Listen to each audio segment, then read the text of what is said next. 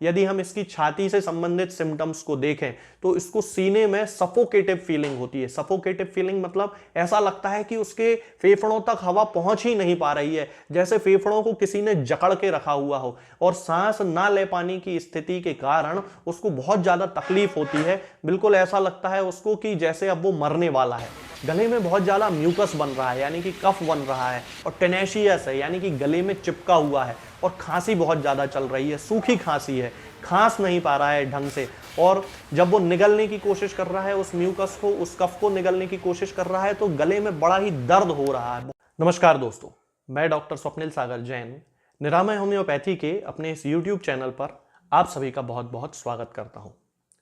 दोस्तों, आज मैं आपसे बात करने वाला हूं डस्ट एलर्जी और पोलन एलर्जी के बारे में, यानी कि धूल से होने वाली एलर्जी और पराग कणों से होने वाली एलर्जी जो होती है, जिसके कारण बहुत सारे लोगों को बड़ी ही जबरदस्त तरह की सर्दी जुकाम होने की शिकायत रहती है। तो इन दोनों ही बीमारियों में हम किस होम्योपैथिक दवा का उपयोग कर सकते हैं, आज इस वीडियो में मैं आपको बताऊंगा। अब ये जो दवा है दोस्तों, इसके अलावा भी होम्योपैथी में बहुत सारी दवाएं आती हैं जो कि मरीज के लक्षणों के आधार पर दी जाती हैं। लेकिन जब कभी ऐसा हो कि किसी भी मरीज में कोई स्पेसिफिक लक्षण किसी मेडिसिन का दिखाई ना दे रहा हो और उसकी जो कंडीशन है वो बहुत ज़्यादा ख़राब हो, आंखों से लगातार उसको पानी आ रहा हो, ज़बरदस्त उसको छींकें आ रही हों, आंखें उसकी लाल पड़ गई हों, गले में उसको बहुत ज़्यादा दर्द हो रहा हो, नाक से पानी निकल रहा हो, तब इस कंडीशन में हम इस मेडिसिन का उपयोग कर सकते हैं। इस मेडिसिन का नाम है दोस्तों जस्टिसिया अडाटोडा। होम्योपैथिक मेडिसिनल सिस्टम में जैसा कि मैंने आपको बताया कि जब किसी बीमारी से कोई व्यक्ति परेशान है, खास तौर से रेस्पिरेटरी ट्रैक्ट यानी कि हमारे श्वसन तंत्र की जो बीमारी है, हमारी नाक से संबंधित, हमारे गले से संबंधित, हमारे फेफड़ों से संबंधित, ट्रैकिया से संबंधित, ब्रोंकाई से संबंधित, इस तरह की किसी भी बीमारी में जब भी किसी मेडिसिन के खास लक्षण कभी दिखाई नहीं दे रहे हो, तब हम जस्टिसिया अडाटोडा का उपयोग करते हैं। और इस मेडिसिन से ये जितने भी केसेस होते हैं, लगभग सभी में काफी अच्छा इंप्रूवमेंट, काफी अच्छे रिजल्ट देखने में मिलते हैं। अब इसके जो प्रमुख सिम्टम होते हैं वो यही हैं कि जब भी कोई व्यक्ति धूल के संपर्क में आता है, पोलन के यानी कि पराग कणों के संपर्क में आता है, तो तुरंत ही उसको सर्दी हो जाती है, छींकें आना शुरू हो जाती हैं, सिर दर्द उसका होने लगता है, आंखों में लालपन आने लगता है, आंखों में इचिंग होने लगती है, खुजली चलने लगती है, नाक से पानी बहने लगता है, गले में बहुत ज्यादा दर्द की शिकायत होती है। इसके अलावा यदि हम इसकी छाती से संबंधित सिम्टम्स को देखें तो इसको सीने में सफोकेटिव फीलिंग होती है। सफोकेटिव फीलिंग मतलब ऐसा लगता है कि उसके फेफड़ों तक हवा पहुंच ही नहीं पा रही है, जैसे फेफड़ों को किसी ने जकड़ के रखा हुआ हो, और सांस ना ले पाने की स्थिति के कारण उसको बहुत ज्यादा तकलीफ होती है। बिल्कुल ऐसा लगता है उसको कि जैसे अब वो मरने वाला है। तब इस तरह के जो सिम्टम है, जैसे कि कोई व्यक्ति है वो धूल में गया और धूल में जाने के कारण उसको तुरंत छींकें आना शुरू हो गई, तब उस कंडीशन में ये जो डस्ट एलर्जी है और पोलन एलर्जी है, इसके लिए जस्टिसिया अडाटोडा लगभग एक स्पेसिफिक मेडिसिन है जिसका उपयोग हम बड़ी आसानी से कर सकते हैं। इसके अलावा दोस्तों, जिन लोगों को अस्थमा की शिकायत है यानी कि दमा की शिकायत होती है, और ये जो दमा का अटैक होता है ये धूल के संपर्क में आने से बढ़ता है। सामान्यतः सबसे पहले जो शुरुआत होती है वो सर्दी खांसी से ही होती है, लेकिन जब फेफड़ों में बहुत लंबे समय तक इन्फ्लेमेशन हो जाता है, बहुत लंबे समय तक सूजन हो जाती है, तब उस व्यक्ति को अस्थमा यानी कि दमा की शिकायत हो जाती है। और दमा का जब भी जो शुरुआत होगी, यदि वो धूल से है या पराग कणों से है, तब उन केसेस में जस्टिसिया अडाटोडा जो होगी वो उसकी 100% इफेक्टिव रेमेडी है। तो इस तरह दमा के जो केसेस हैं वो भी इससे पूरी तरह ठीक हो जाते हैं। यदि किसी को धूल के कारण या पोलन के या जिसे कि पराग कण कहा जाता है उसके कारण, यदि एलर्जी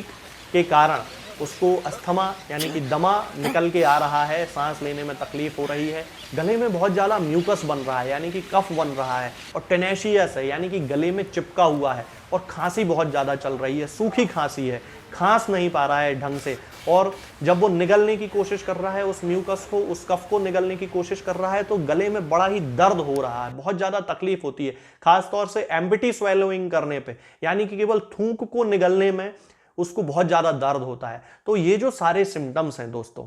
ये सारे सिम्टम्स जस्टिसिया अडाटोडा को इंडिकेट करते हैं होम्योपैथिक सिद्धांतों के अनुसार। तो यदि कोई व्यक्ति आपको ऐसा दिखाई दे जिसे कि धूल के कारण या पराग कणों के कारण एलर्जी की शिकायत हो जाती है, और उस एलर्जी के जो प्रमुख लक्षण हैं वो हैं छींकें बहुत ज्यादा आना, नाक से पानी आना, आंख से पानी आना, आंखों में लालपन रहना, आंखों में जलन पड़ना, खुजली चलना, बहुत ज्यादा गले में दर्द होना, चेस्ट में सफोकेटिव फीलिंग होना यानी कि सांस ना ले पाना,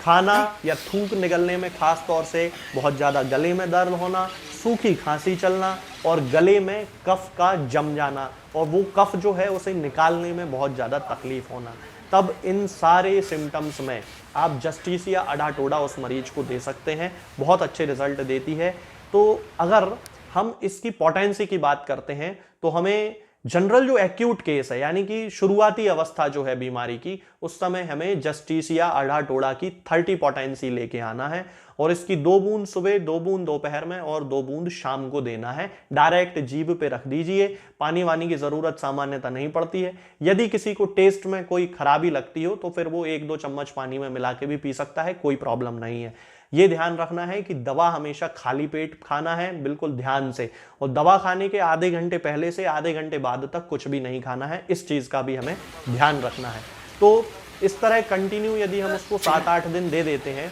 तो उसकी जो शुरुआती लक्षण होते हैं वो वहीं के वहीं पूरी तरह जड़ से खत्म हो जाते हैं। अब यदि कोई व्यक्ति ऐसा है जिसको कि काफी लंबे समय से यानी कि 5 साल हो गए, 2 साल हो गए, 10 साल हो गए, धूल से एलर्जी है, मिट्टी से एलर्जी है, पोलन से एलर्जी है, बहुत सारा ट्रीटमेंट करा लिया, कहीं कोई रिजल्ट नहीं मिल रहा है, तब उसको क्या करना है कि जस्टिसिया अडाटोडा की 1 mg की पोटेंसी लेके आना है, और 1 mg की पोटेंसी की 4 बूंद उसको हर 15 दिन में एक बार पीना है।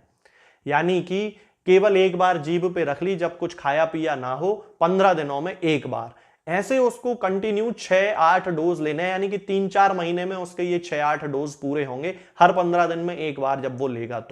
तो आप देखेंगे कि धीरे धीरे जो उसके सिम्टम्स हैं वो एकदम से तो ठीक नहीं होगा, लेकिन 3-4 महीनों के इस पूरे पीरियड में वो पूरी तरह उसकी जो बीमारी है वो जड़ से खत्म हो जाएगी। आज के इस वीडियो में फिलहाल इतना ही। आगे के वीडियोस में मैं आपसे बात करूंगा कुछ नई बीमारियों के बारे में और उनकी होम्योपैथिक दवाओं के बारे में। तब तक के लिए जय हिंद। दोस्तों, होम्योपैथिक दवाओं को खाने का सबसे अच्छा तरीका होता है कि हम हमेशा खाली पेट इन दवाओं को खाएं। जिन दवाओं को दिन में केवल एक बार खाना है उन्हें सुबह खाली पेट खा लेना चाहिए, मुंह में अच्छे से कुल्ला करके, गार्गल्स करके मुंह को साफ कर लेना चाहिए, और उसके बाद हमें होम्योपैथिक दवाई खा लेना चाहिए। जिन दवाओं को दिन में 2 बार या 3 बार या 4 बार खाना होता है, उन दवाओं को खाली पेट खाने का मतलब होता है कि हम उन दवाओं को खाने के लगभग आधे घंटे पहले या फिर 2 से ढाई घंटे बाद ही खाएं, और उस स्थिति में भी हमारे मुंह में किसी भी वस्तु का, किसी भी चीज का स्वाद नहीं होना चाहिए, ना ही हमारे मुंह में किसी भी चीज की गंध होना चाहिए, जिससे कि ये होम्योपैथिक दवाएं हमारे शरीर पर बहुत अच्छे तरीके से काम कर सकती हैं। तो हमें हमेशा ये ध्यान रखना है कि जब भी हम होम्योपैथिक दवा खाएं, हमेशा खाली पेट खाएं और हमारे मुंह में किसी भी चीज का स्वाद या किसी भी चीज की स्मेल ना हो। अब बहुत सारे लोग ये सोचते हैं कि हम कच्चा प्याज खा सकते हैं या अदरक खा सकते हैं या हींग खा सकते हैं या इलायची खा सकते हैं या नहीं। बिल्कुल, आप इन चीजों का इस्तेमाल कर सकते हैं। होम्योपैथिक दवाओं को खाते समय आप इन सभी चीजों को बड़ी आसानी से खा सकते हैं।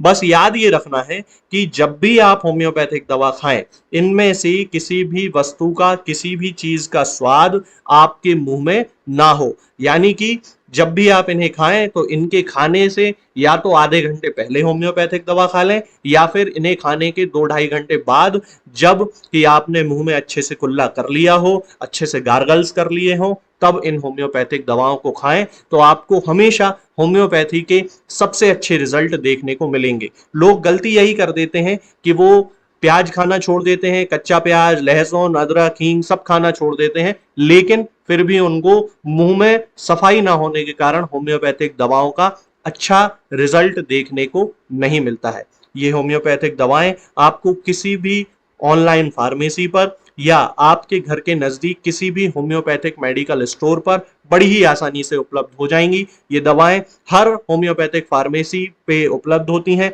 हर ऑनलाइन फार्मेसी पर उपलब्ध होती हैं। इसलिए आप वहां से इन दवाओं को प्राप्त कर सकते हैं। निरामय होम्योपैथी क्लिनिक से ना ही किसी मरीज को कोई दवा बेची जाती है और ना ही कोई दवा भेजी जाती है। इसलिए अपने नजदीकी होम्योपैथिक मेडिकल स्टोर या ऑनलाइन फार्मेसी से ही इन दवाओं को प्राप्त करें।